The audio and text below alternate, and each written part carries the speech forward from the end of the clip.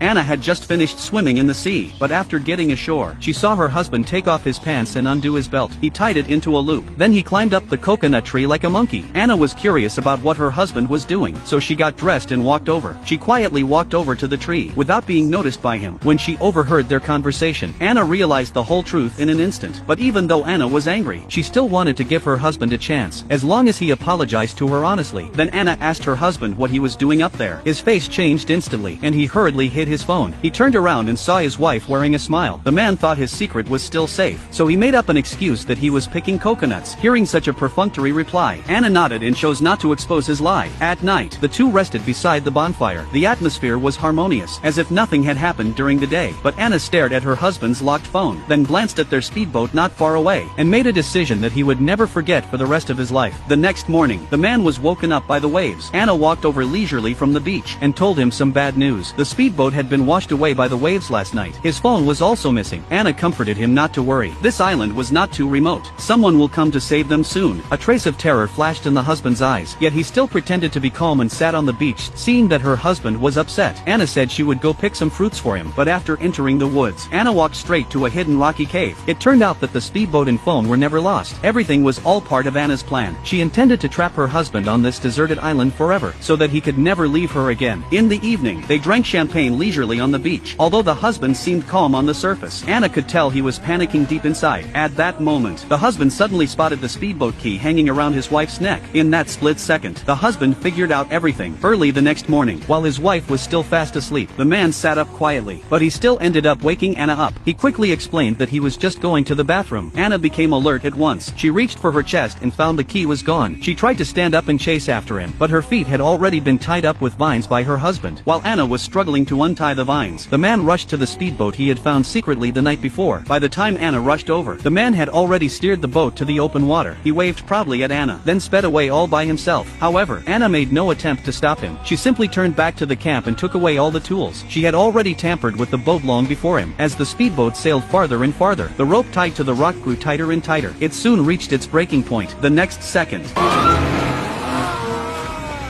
the man barely struggled back to the surface, only to realize too late that he had fallen right into Anna's trap. But this was only the beginning. Anna had already used tree branches and vines to make a simple bow and arrow. She was ready to make her cold-blooded husband pay a far heavier price. Meanwhile, the man knew nothing about what was waiting for him.